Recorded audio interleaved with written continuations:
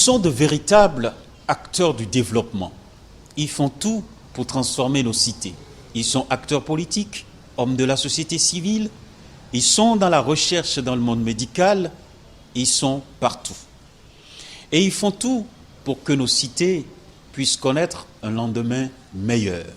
Mesdames et messieurs, Incursion 229 va à leur rencontre pour découvrir leur parcours et vous présenter leur ambition pour un pays, une nation qui bouge et qui avance. Aujourd'hui, Incursion 229 va à la rencontre d'un engagé pour la nature. Il a choisi de travailler pour le développement durable. Il est dans la protection de la nature depuis des années. Et qui parle de nature parle d'ONG Nature Tropicale. Et nous allons retrouver aujourd'hui le directeur exécutif de cette ONG. Josea Dossou Bodjrenou, il nous parlera de tout et dans tous les sens. Le déclic, son parcours et tout ce que son ONG fait pour préserver la nature. Mesdames et messieurs, Incursion 229, c'est ici et maintenant. I know you told your friend you're not okay. And tell me what's wrong. Monsieur Josea Dossou Bodjrenou, bonjour. Bonjour, monsieur le journaliste. Je précise que vous êtes le directeur exécutif de l'ONG Nature Tropicale. Alors, est-ce que d'abord, on peut vous connaître? Oui, et monsieur le journaliste, mon nom c'est Josea Dossou Bodjrenou. Je suis le directeur de l'ONG Nature Tropicale. Pour me connaître, c'est assez simple. Je me présente au départ comme un vétérinaire chargé de la santé animale. Mais plus tard, je me suis beaucoup plus investi dans la conservation. Ce n'est plus la santé seulement, mais c'est comment faire pour conserver les ressources naturelles que nous avons, et que du volet végétal au volet animal, mais surtout amener les communautés, les utilisateurs à gérer rationnellement ces ressources. Et c'est ce qui nous a conduit à la création de l'ONG Nature Tropicale. Alors, vous allez tout à l'heure nous parler du déclic, comment ça a véritablement démarré, Nature Tropicale. Vous dites que vous êtes vétérinaire. Comment vous avez fait le basculement? On va en parler dans quelques secondes. Merci. Voilà, vétérinaire de profession, il a refusé de rester dans les quatre murs pour soigner nos animaux. Il a préféré sortir, rentrer dans la nature pour véritablement aller à la rencontre de ce qu'on doit préserver pour, bien entendu, assurer à chacun d'entre nous un environnement approprié. Josea Dossou Bodjrenou, le déclic, c'est quand? C'est arrivé quand? À quel âge? Oui, et c'est venu de très longtemps. L'histoire est très très longue. Pourquoi? Parce que à l'origine, je crois dans les années 70, tout jeune, écolier, et nous avons fait cette expérience à l'école primaire où, dans notre village, il y avait des singes qui venaient nous visiter. Et on nous disait, je suis jumeau, un homme et une femme, et mon papa est père de plusieurs jumeaux, et on nous disait, les jumeaux ne doivent pas faire du mal aux singes. Et là, les jumeaux qui étaient dans l'école, c'était dans la commune, dans le district de Dangbo, en ce moment précisément à Rosi, les jumeaux faisaient beaucoup attention aux singes. Et ce qui est la particularité, c'est qu'en tant que jumeaux, quand nous allons à l'école, on prenait une partie de notre frais de petit déjeuner pour acheter des bananes aux singes.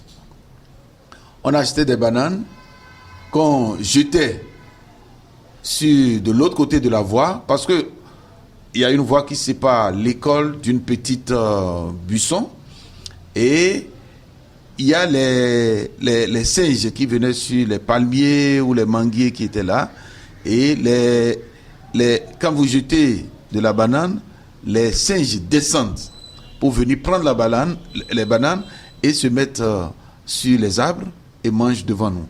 Et ça nous faisait beaucoup plaisir de voir comment les singes se comportaient comme des hommes, comme des humains. Et aussi, quelquefois, quand nous avons la chance de voir des singes femelles qui portent leur bébé, mais on se disait, voilà, c'est des hommes. On se comparait à ces animaux. Ça veut dire que c'est depuis ce temps qu'on a commencé par mieux apprécier ces espèces animales en particulier qui venaient dans l'école. Mais le déclic est venu du fait que, après avoir quitté l'école, et je crois dans les années 74, et on revient en 77, quand je devais aller au cours secondaire, les singes ne venaient plus. Ça veut dire qu'en moins de 10 ans, le spectacle que nous, on avait l'occasion de vivre, ce spectacle n'existe plus. Et on parle de quoi? Le développement. Les choses ont commencé par changer. Là où il y avait des buissons, où les singes venaient, c'est devenu une église. Ça veut dire qu'une église est construite là, il n'y a plus d'arbres. Maintenant, on pense que les singes peuvent être plus loin, mais notre village n'étant pas trop grand, les singes sont partis dans les marécages, on ne les trouve plus. Mais ce qui a fait que les singes ne venaient pas, ce n'est pas seulement la construction de l'église, mais surtout, nous aurions appris en ce moment que quelques-uns de nos parents qui étaient partis au Nigeria, en ce moment on parlait de Kankre, ça veut dire qu'ils sont partis faire le manœuvrage au Nigeria. Parmi ces parents qui étaient partis, un était revenu, ou quelques-uns étaient revenus comme des chasseurs. Voilà. Ils sont venus avec des fusils. Et eux, ils ont commencé par tuer les singes. La chasse a commencé. Et voilà. Et c'est ça. Ça veut dire qu'à cet âge, quand nous étions déjà au cours secondaire, on était déjà sensible à ça.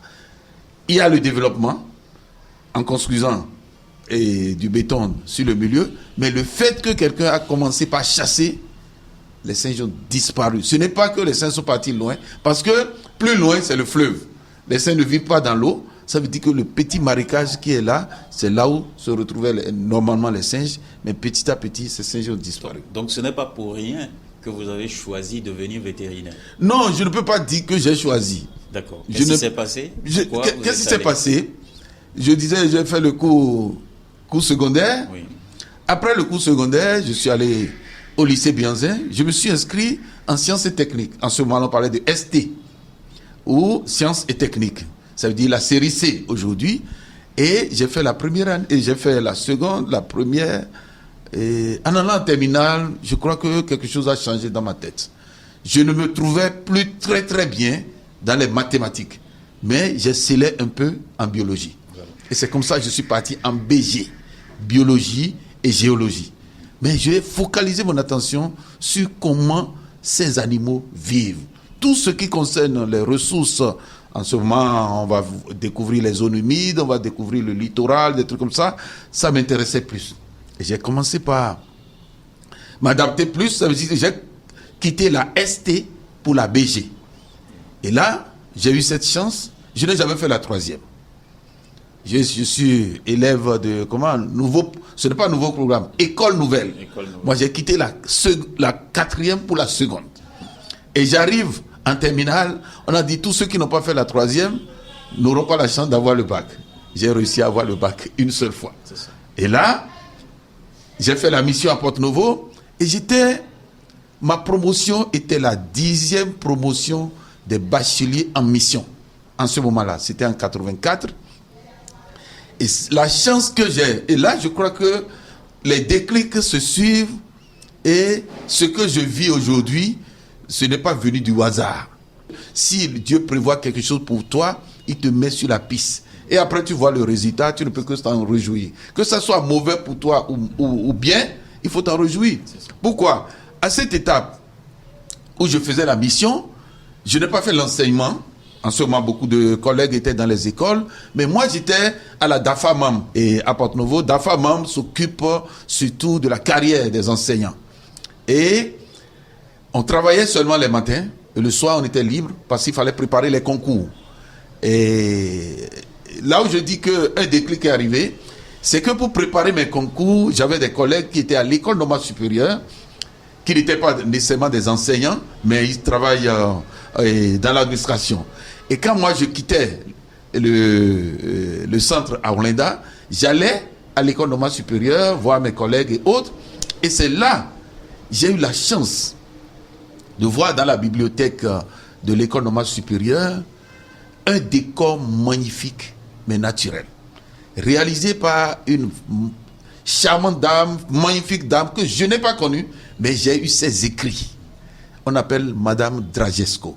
Ça vous a transformé, c'est ça? Vraiment. Je dis, en ce moment-là, oui, en 84, à Porto-Novo, la photocopie d'une page de document coûte 150 francs. Quand c'est moins cher, c'est 130 francs. Mais je vous disais, parce que quand on était en mission, on était salarié pour un an, quand je prends l'argent, la première chose que je faisais, c'est de me documenter. Parce que le décor réalisé par Madame Dragesco montrait les zones humides. Mais c'est quoi? C'est des plantes séchées, des arbustes séchés, des animaux empaillés, des oiseaux, des petits reptiles, qui sont empaillés, qui sont placés dans leur écosystème. Mais quand vous êtes devant la vitrine, vous vous croyez au bord du fleuve Ouémé. Et c'était très beau. Et ma question, comment on a réussi à ramener la nature à la maison? Ça veut dire que dans une bibliothèque. En dehors du décor qui était là, que tout le monde peut voir, mais il y avait des documents qui accompagnent. C'est ce qu'on regrette aujourd'hui. C'est dit, pour permettre aux gens d'avancer, il ne suffit pas seulement de faire quelque chose, mais il faut le documenter. Et là, moi, j'ai demandé à savoir qui l'a fait. C'était marqué Madame Dragesco. Elle est où? Elle n'est plus au Bénin. Elle est déjà partie en France, elle est déjà à la retraite. Mais qui peut aider à réaliser? On m'a dit, allez chercher ces documents pour lire. Et c'est comme ça, je prenais les documents de Madame Dragesco, je lisais, je photocopiais en ce moment-là. Avec mes propres ressources. Et je les ai, ces documents existent toujours. Et c'est des documents manuscrits de Madame Dragesco qui montraient le processus de réalisation en ce moment on parlait de l'empaillage ou de momification. C'est-à-dire l'empaillage des animaux, des oiseaux, des reptiles, des mammifères. Et j'ai commencé par me documenter. J'ai fait cette documentation, je viens lire. Mais quand vous lisez des documents, pour traiter les produits, les peaux d'animaux, c'est avec des produits chimiques. Et ça commence par faire peur.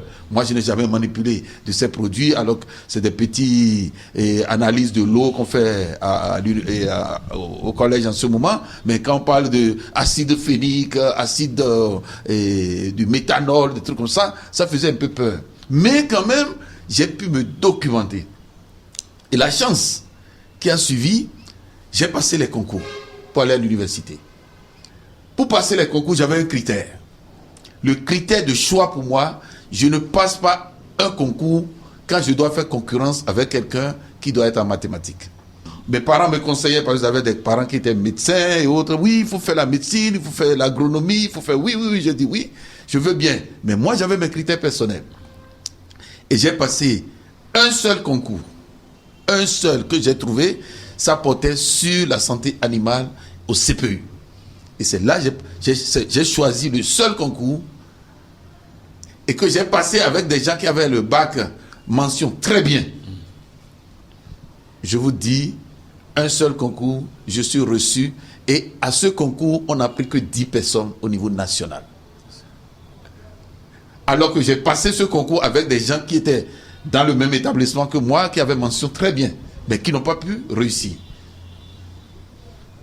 Je ne sais pas comment on peut l'appeler. Si c'est une grâce divine. C'est une grâce divine, on dirait. Mais voilà un peu le processus. Et là, je suis allé à l'université. Et je crois, pour les étudiants qui sont aujourd'hui à l'EPAC, c'est vraiment différent. C'est vraiment différent. C'est-à-dire qu'on parle de faculté, d'institut à l'université. J'ai fait le CPU, j'ai fait la santé animale. Et je vous dis, si je ne suis pas le meilleur, je serai parmi les meilleurs. Voilà. Au moment où c'était encore très très dur, je crois que j'ai eu 10 au bac. Je n'ai jamais été le meilleur, mais je réussis toujours à ce que je fais. Et c'est ça, petit à petit, après avoir fini à l'université, le reste c'est à l'étranger, où j'ai poursuivi mes études, m'organiser, mais j'ai mis l'accent sur la praticabilité de ce qu'on apprend. quand nous apprenons des choses à l'étranger, qu'est-ce qu'on peut faire avec nous? Et quand nous étions arrivés pour les premières fois, dans les années, je crois, 93, comme ça, et où on devait travailler pour la FSA, j'ai travaillé avec le ministre Adamou Ndiaye, on a lancé d'abord la création du centre d'insémination artificielle et de contrôle sanitaire des reproducteurs. Ça, c'est pour améliorer la qualité de la viande, la quantité de la viande et surtout la production de lait au Bénin.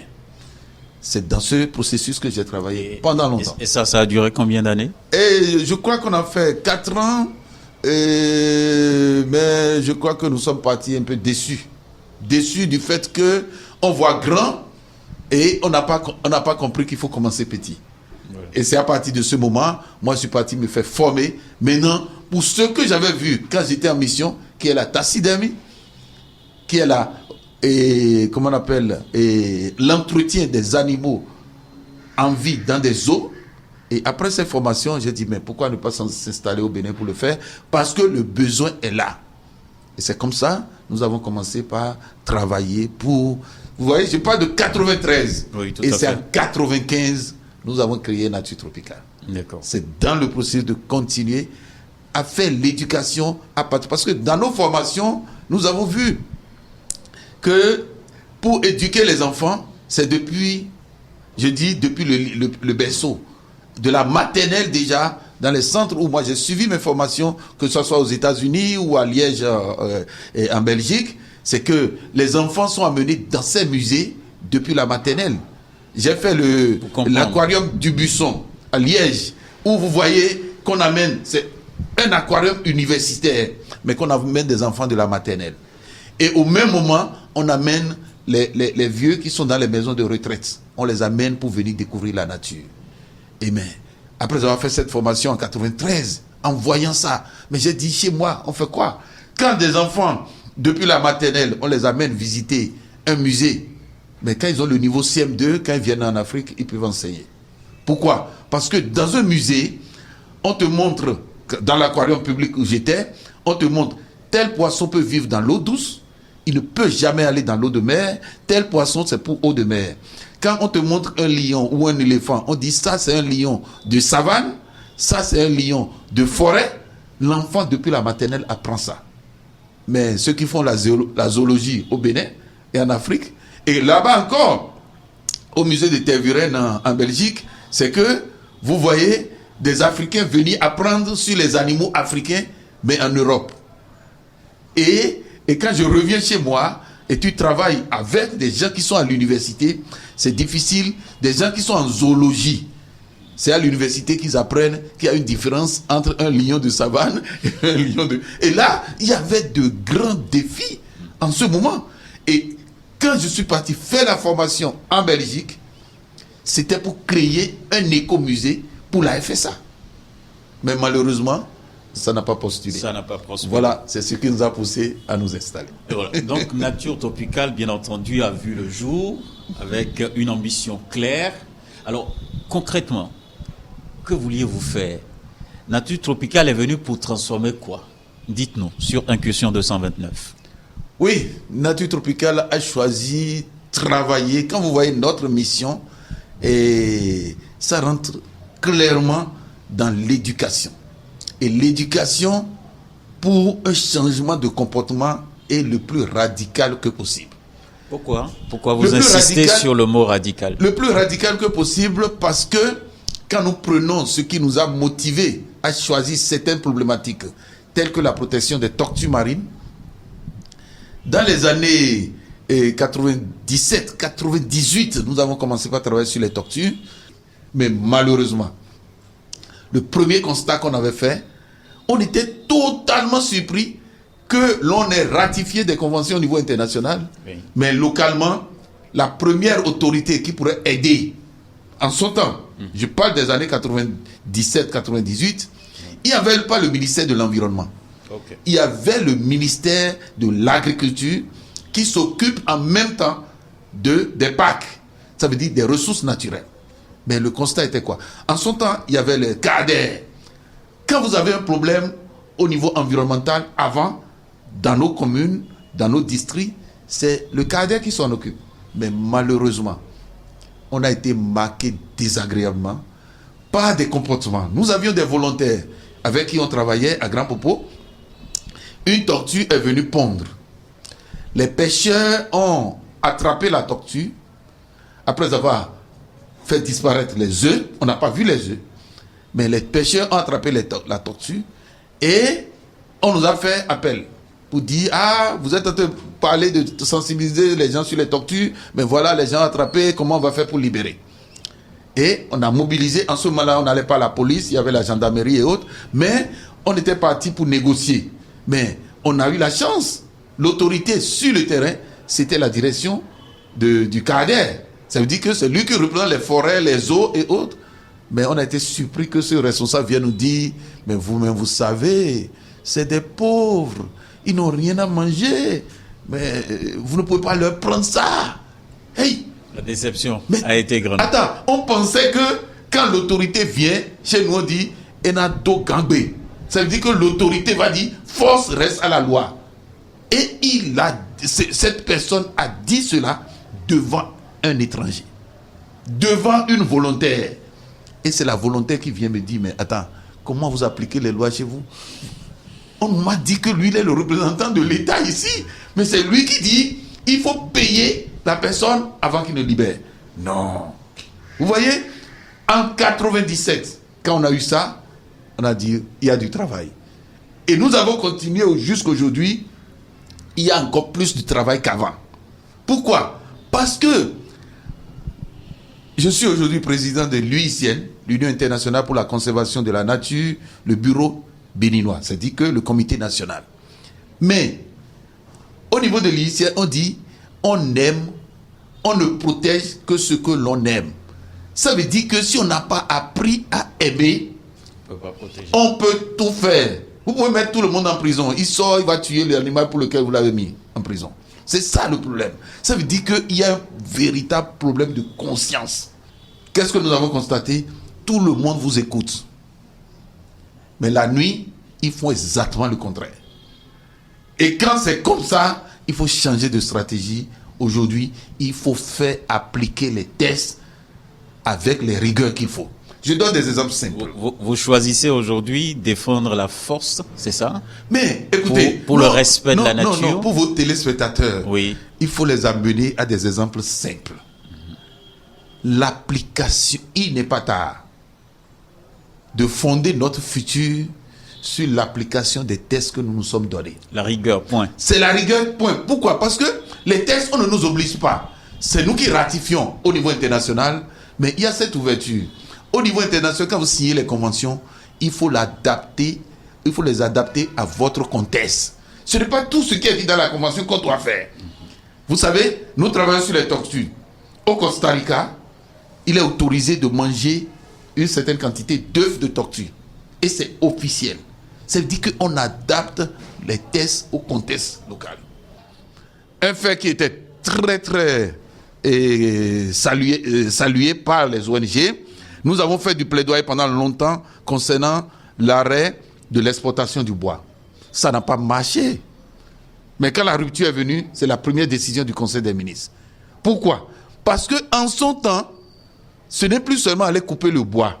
Les gens vont au cœur du parc. Mais quand on détruit l'habitat, il restera quoi? Rien. Mais qu'est-ce qu'on a fait? Il y avait des tests qui disent de ne pas le faire. Les gens le faisaient. La rupture dit plus de bois pour le port. C'est arrêté, non? C'est l'application des lois, ça. La rupture a mis les moyens. Le deuxième exemple, quand on a dit qu'il faut dégager les bordures des routes, je suis responsable d'ONG et je discute avec des collègues, je dis jamais, ça ne marchera pas. Nous sommes trop pauvres. Quand on est pauvre, on occupe l'espace public et on détruit, on ne préserve rien. Non. Mais en ce temps, on nous a donné 6 mois. Et les gens qui ont dit non, ça ne marche pas. Mais quand on a commencé par dégager, est-ce que vous avez appris qu'il y a eu émeute? Est-ce que vous avez appris que les policiers ont tiré sur quelqu'un? Non. Moi, j'ai été très impressionné par le spectacle. Le spectacle était très beau. Qui veut dire quoi? Au moment où vous voyez Toboula encadré par les policiers, juste avec un bâton en main, vous voyez les gens en train de dégager leur baraque. Mais quand vous ne dégagez pas, on met bulldozer, on casse devant toi. Est-ce que le soleil ne se lève pas tous les jours? La nuit ne vient pas tous les jours? C'est ça l'application des lois. Il faut que si les lois sont là et sont adaptées à notre contexte, si ce n'est pas adapté, il faut les corriger. Mais si vous n'avez pas encore corrigé là, comment vous occupez 1 mètre? Moi, j'ai été victime. J'ai perdu une voiture parce que les gens ont mis une baraque sur la voie. Après, ils ont mis du bois et il y a de l'eau. Il faut passer au milieu de la voie. Tu passes, ton véhicule s'enfonce et tu perds le moteur. Je l'ai vécu à Sénadé. Et je l'ai rappelé à quelqu'un à 1 semaine. J'ai dit, si vous aviez été victime, vous allez comprendre que... Mais depuis qu'on a nettoyé là, est-ce qu'on ne respire pas un peu mieux qu'avant? C'est ça la réalité. Il y a environ 1 mois... Nous comptons 45 coups de klaxon par minute. 45 coups. Et ce n'est pas encore fini. Si vous attendez à 13h tout à l'heure, vous allez constater. Tous ces bruits qu'on fait, ceux qui le font là, est-ce qu'ils sont conscients? J'ai posé la question à un médecin, il me dit, nous enregistrons trop de cas de problèmes cardiaques ces derniers temps. Oui. Trop de cas de problèmes cardiaques. Pourquoi? Parce que ces bruits qui se font par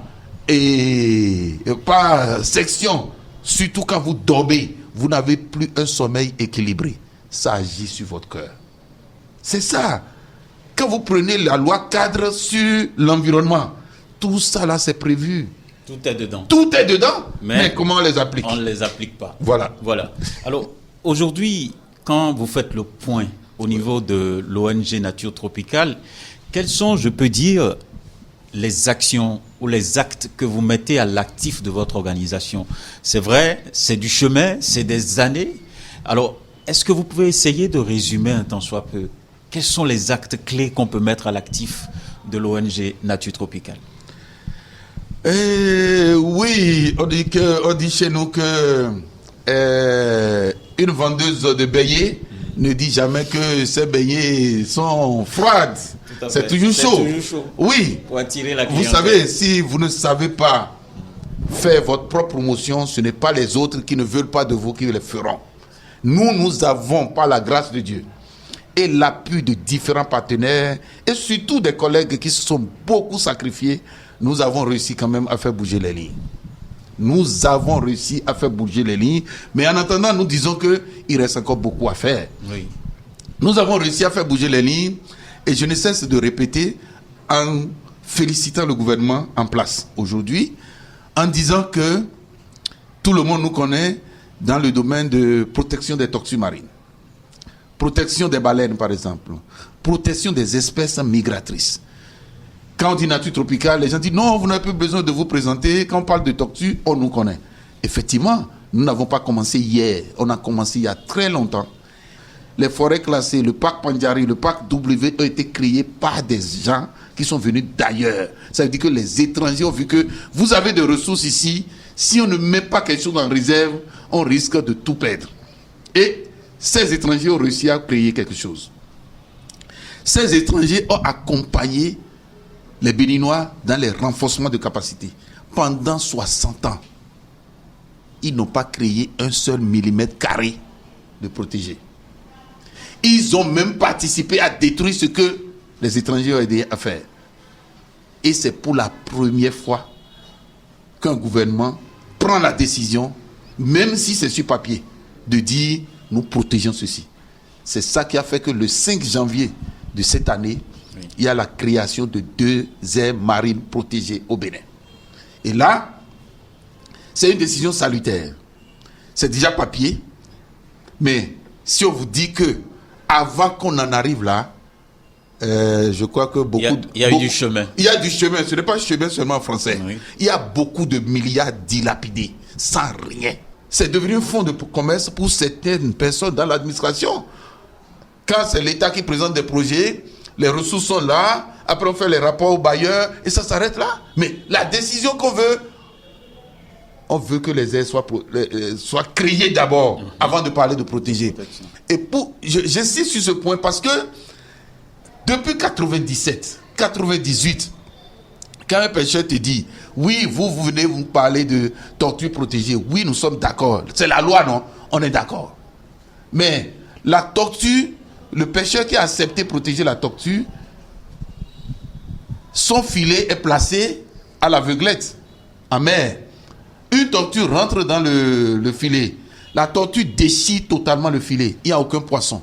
Mais la tortue est restée. Maintenant, le pêcheur accepte de libérer la tortue. Qu'est-ce qu'il faut faire pour lui? Il faut le dédommager. Il faut le dédommager. Ailleurs, il y a déjà des solutions. Mais on va prendre 20 ans pour dire la même chose. Si les aires marines étaient créées depuis, ça veut dire que ça devient patrimoine de l'État. L'État prévoit les moyens pour faire ces petits dédommagements. Ce problème existe et continue d'exister. On a créé les aires marines il y a 6 mois, mais sachez que rien n'a encore commencé. Vous allez ici à Donatin, ou à Kwakwa-Dodoma, ou à PK7, ou vous allez à Grand Popo, il y a des pêcheurs qui ont toujours des filets déchirés. Mais qu'est-ce qu'on fait pour eux? C'est dit qu'il y a encore du travail. Et nous pensons que c'est que quand vous voyez la décision prise par le Conseil des ministres, c'est dit clairement dedans, c'est pour contribuer à protéger les tortues marines, à protéger les baleines, à protéger les dauphins, à protéger les autres ressources halieutiques qui sont proches de chez nous. Donc clairement, nature tropicale, le gouvernement est sur le terrain de nature tropicale. Ça, on n'a plus à... Ce n'est pas marchandable. Maintenant, nous travaillons à ce que ce gouvernement aille plus loin. Vous savez, que tout soit concrétisé. Non, c'est dit, ce que nous faisons là. Oui. Si on n'a pas l'accompagnement nécessaire, on viendra demain plus déçu qu'avant. Pourquoi? Nous avons participé au processus de la signature, de l'inscription du Bénin à Ramsar. C'était en 2000. Et vous savez qu'au Bénin aujourd'hui, nous avons 2 sites Ramsar. Nous sommes ici à Cotonou, nous sommes dans un site Ramsar 1018, ça veut dire que l'Est, et 1017 et à l'Ouest. Ça veut dire que le fleuve Mono, le lac Aémé, et maintenant le fleuve Ouémé avec le lac Nokoué, voilà, avec tout l'espace, c'est-à-dire le Cotonou, tout et tout, nous sommes dans des zones et d'importance internationale reconnues par Ramsar. Mais c'est sur papier. Est-ce que nos comportements ont changé dans la gestion de ces zones humides? Non. Est-ce que vous ne constatez pas que à Cotonou, vous avez vu encore des oiseaux voler? Alors que des oiseaux quittaient le lac, allaient au bord de la mer et repartaient. On a perturbé tout. On a mis tellement de pollution que les oiseaux n'ont même plus leur place dans notre ciel. Et le dernier oiseau qui est sur le lac, il y a encore des gens qui vont pour tirer dessus. Des îles sont créées et après sont devenues des îles aux oiseaux. Et vous allez là-bas, les oiseaux ne sont plus là. Vous posez la question aux communautés, on dit, ah, il y a quelques jours, quelqu'un est venu tirer là-bas. Tous les oiseaux ont quitté et sont allés ailleurs. Mais c'est des comportements qu'il faut frapper. Celui qui a tiré là, il a eu quelle autorisation? Il a quel comportement? Qui l'a autorisé à faire cela? Il faut le sanctionner. Il faut que les gens comprennent. On met devant toujours le ventre parce que nous avons faim. Mais la question, quand on va finir de tuer tout, on sera rassasié? Non, c'est sur ces ressources qu'on doit fonder notre développement. Et c'est ce qui ne se fait pas. On a même appris que vous aviez entre-temps lancé une formation pour que n'importe qui puisse élever le poisson chez lui. Est-ce que vous avez remarqué véritablement qu'il y a eu un impact à ce niveau-là en termes d'élevage de poissons? Au départ, nos sources de revenus, c'était la commercialisation des poissons d'aquarium. Les poissons d'aquarium. Pourquoi? Parce que quand nous étions en formation, nous avons constaté qu'en Europe, les gens ont du plaisir à avoir des poissons dans les aquariums juste pour leur plaisir. Mais vous savez, ces poissons sont importés, c'est-à-dire exportés plutôt de l'Afrique. Chez eux, ça veut dire qu'ils les ont importés. Maintenant, ils prennent les poissons de l'Afrique ou de l'Asie, des pays tropicaux, qu'ils revendent juste pour la décoration. Mais il y avait ce volet où des gens tentaient de produire des poissons localement en Europe. Mais c'est des pays tempérés.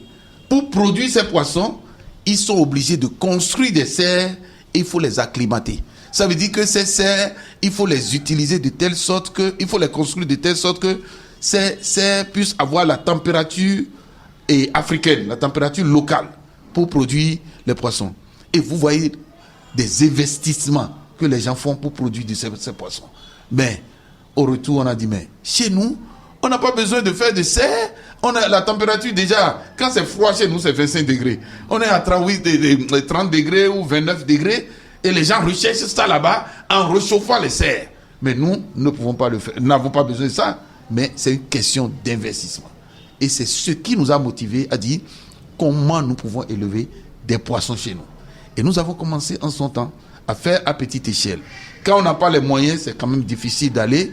Les idées sont les premières choses. L'argent peut venir après. Mais quand vous avez les idées, l'argent ne vient jamais. C'est très difficile. Mais nous avons fait un autre constat.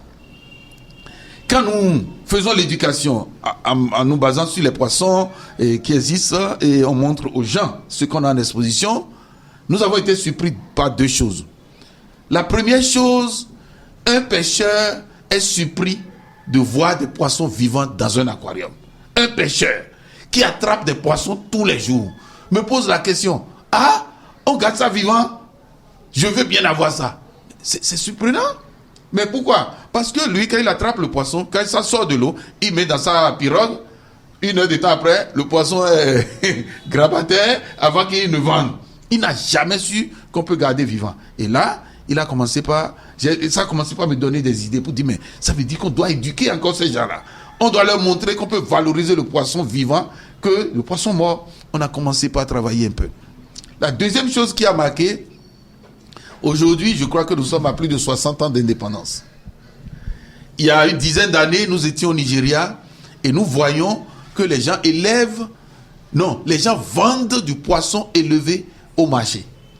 Nous revenons dans notre pays et on se pose la question, comment on peut trouver du poisson élevé dans un marché au Bénin?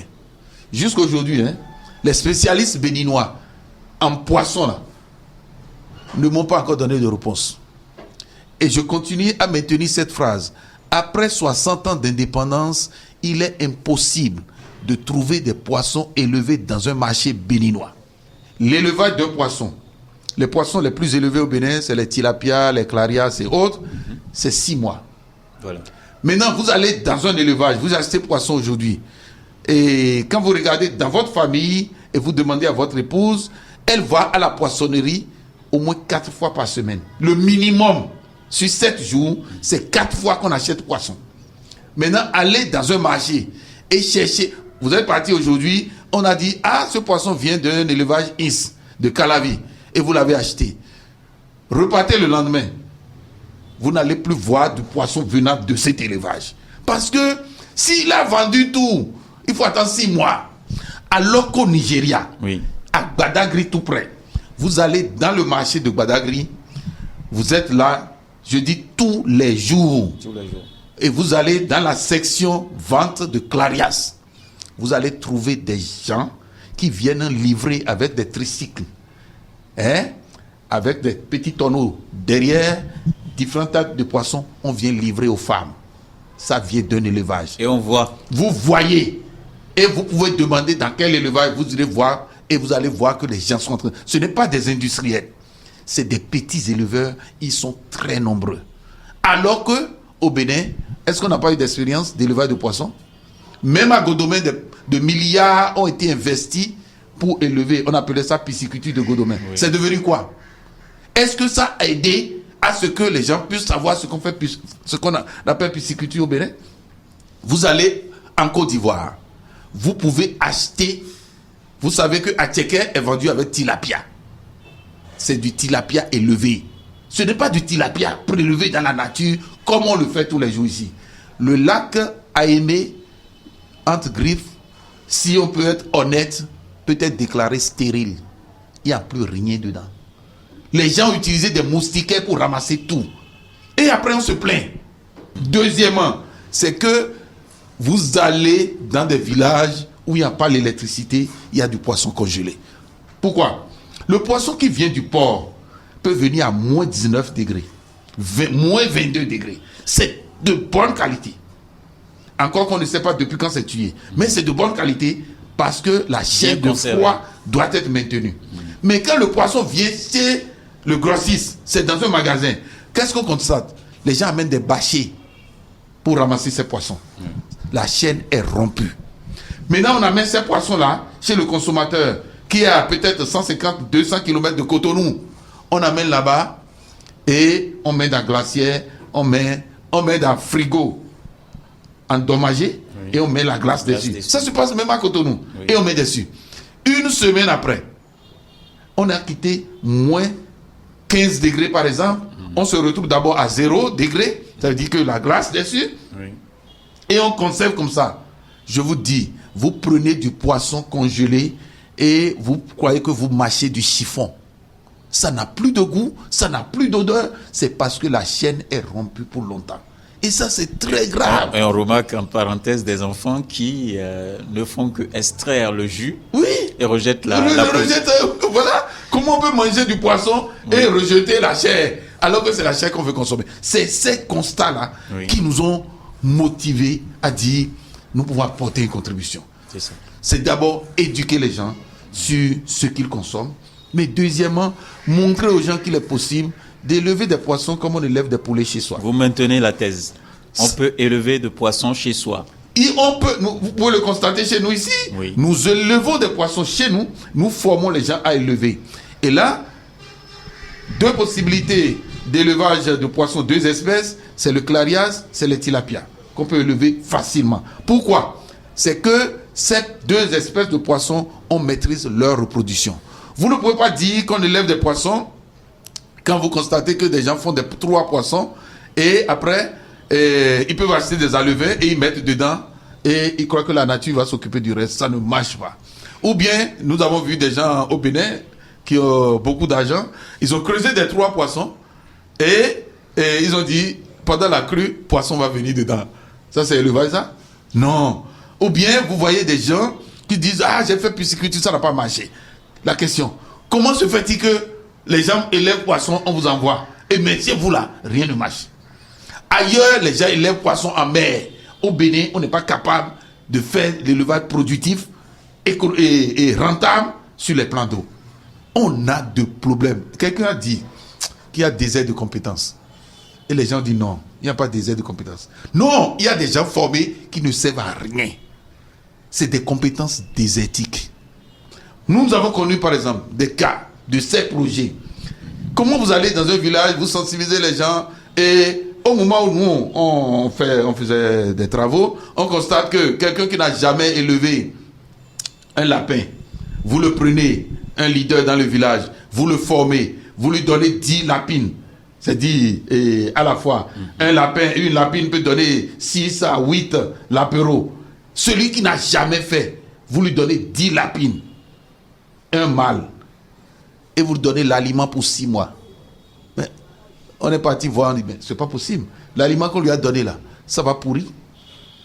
Pourquoi? Le projet est fait de telle sorte que ceux qui l'ont organisé comme ça vont rendre compte qu'ils ont installé tel nombre, mais c'est aucun résultat à la suite. Pourquoi? Il n'y a pas de suivi. Il n'y a pas de suivi. Ce n'est pas suivi seulement. C'est réfléchi pour que ça ne marche pas. Parce que l'aliment acheté, on a déjà pris ça dans le marché public, on a déjà pris ça part et on donne tout à quelqu'un qui n'a jamais fait.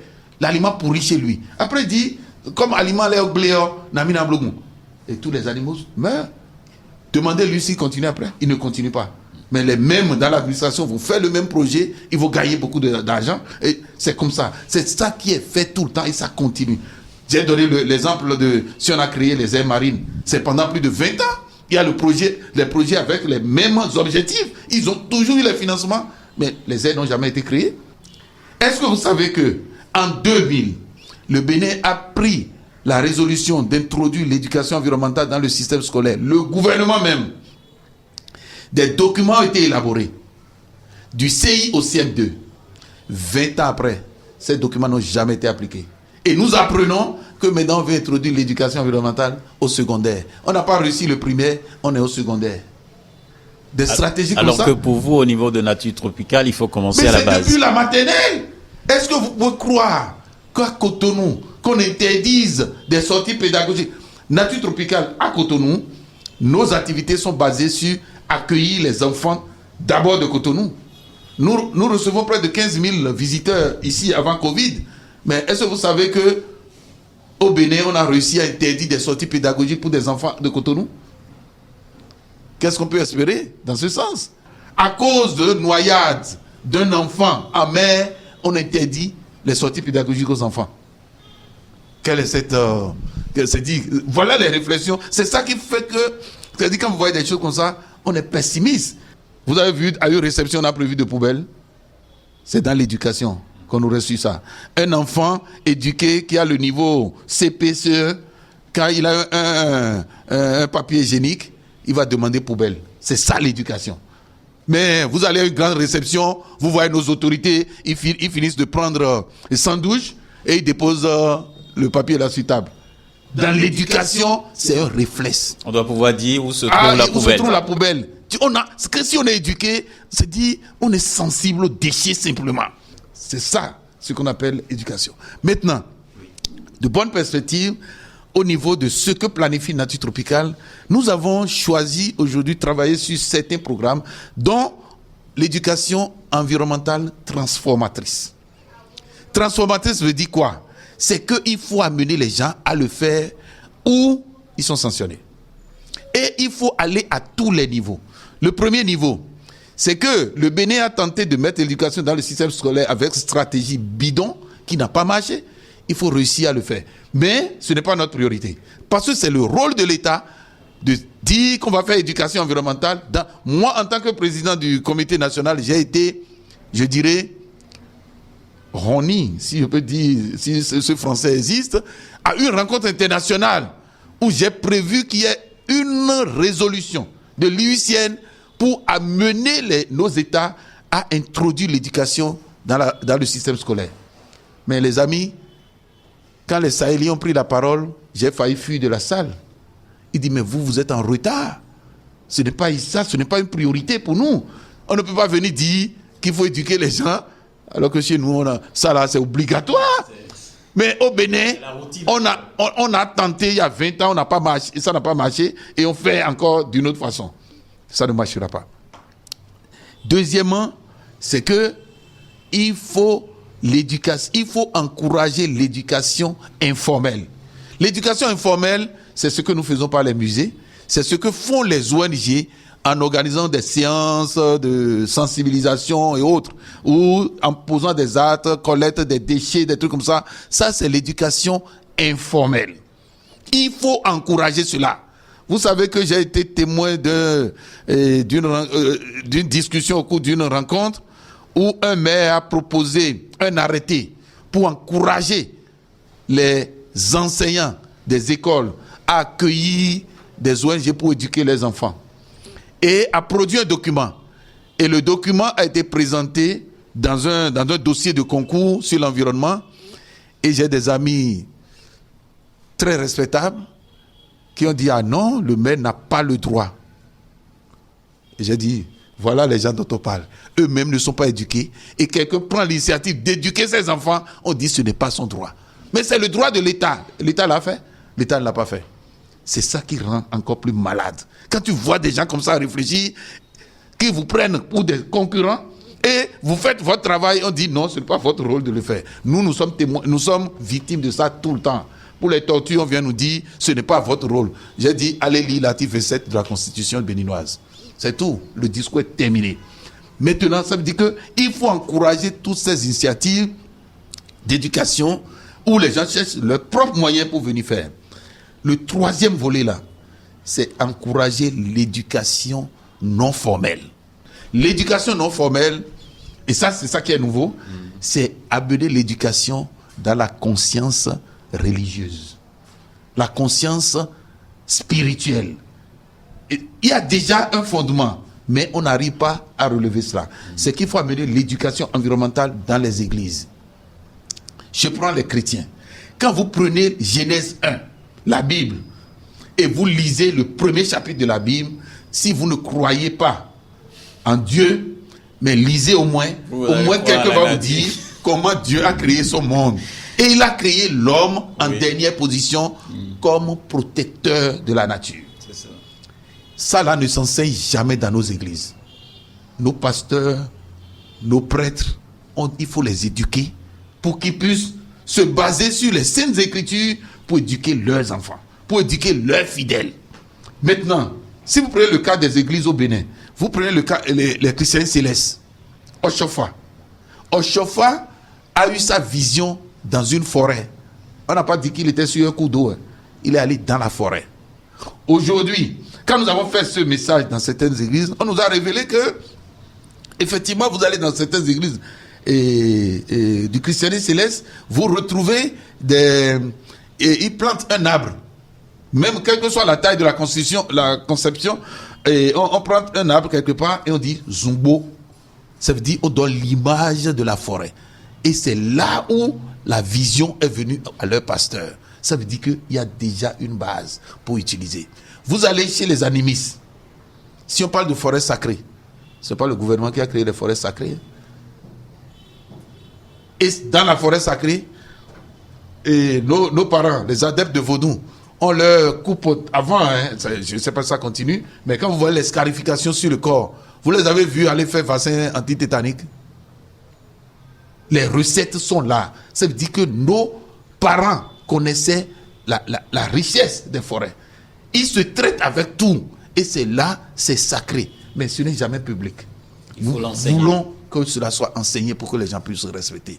Quand vous allez chez les musulmans, quand vous allez chez les bouddhistes et autres, et là nous sommes en train de créer une coalition sur comment la foi participe au règlement des problèmes environnementaux. Il faut commencer par éduquer, il faut commencer par enseigner.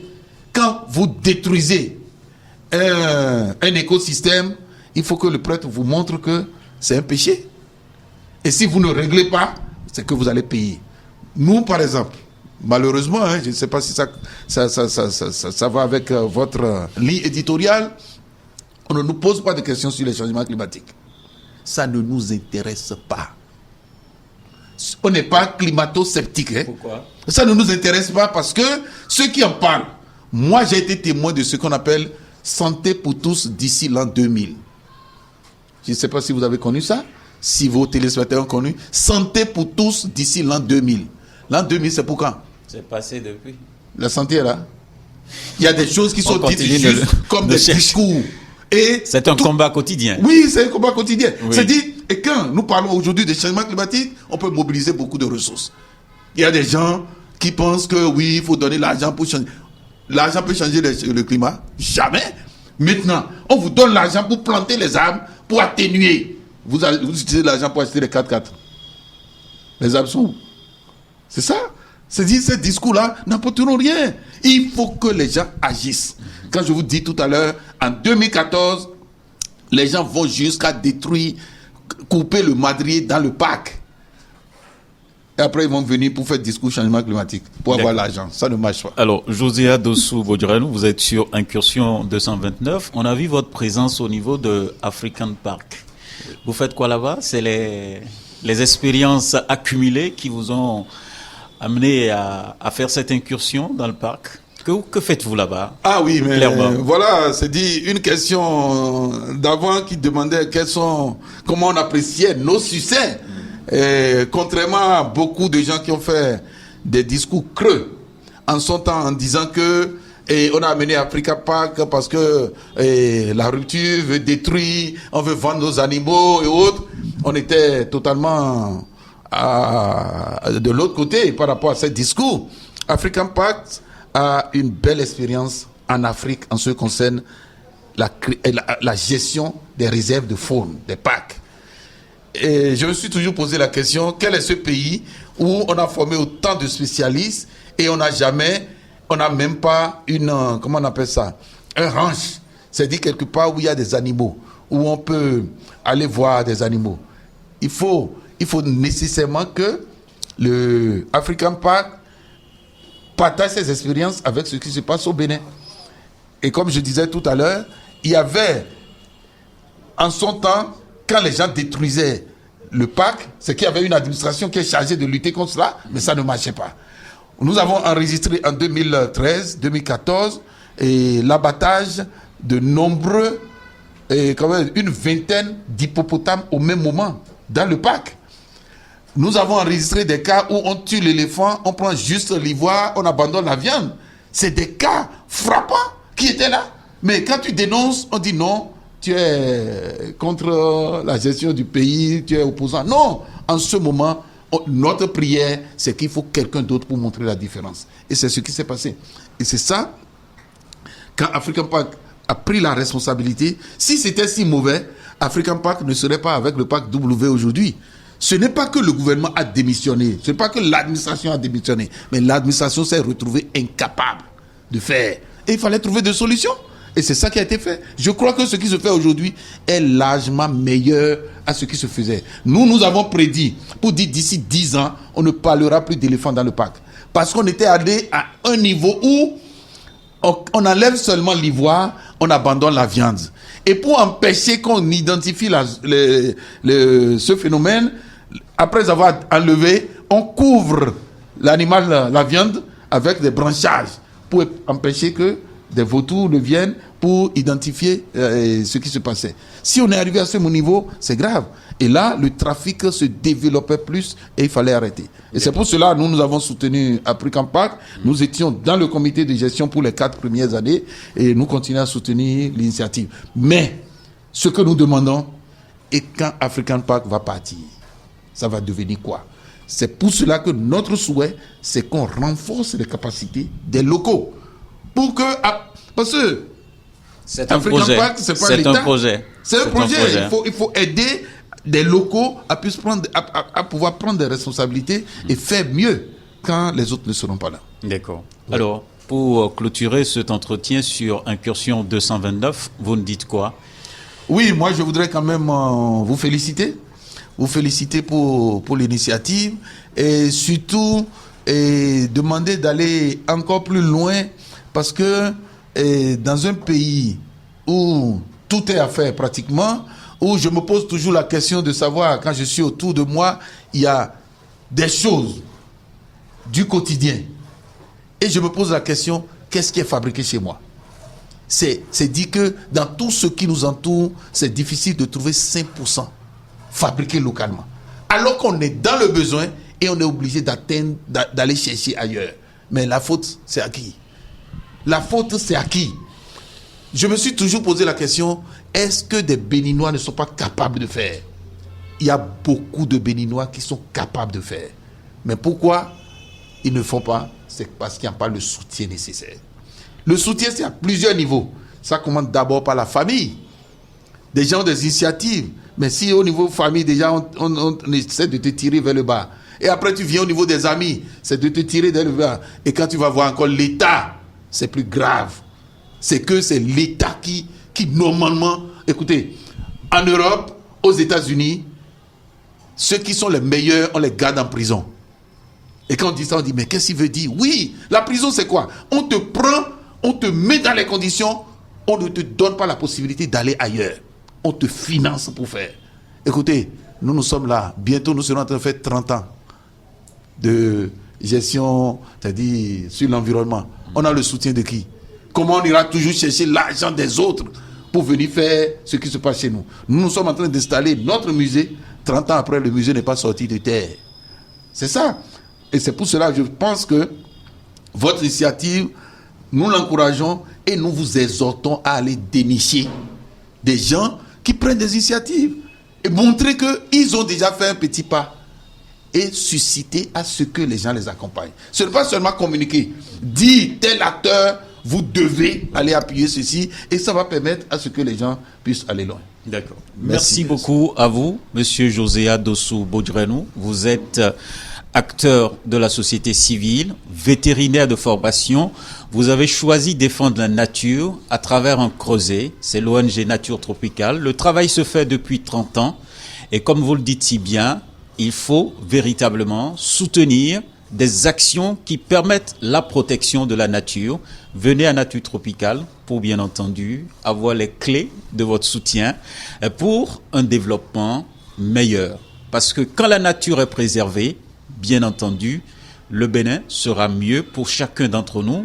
Incursion 229 vous remercie d'avoir suivi ce numéro au niveau de l'ONG Nature Tropicale. Très bonne suite à vous et bien entendu, bon vent à Nature Tropicale.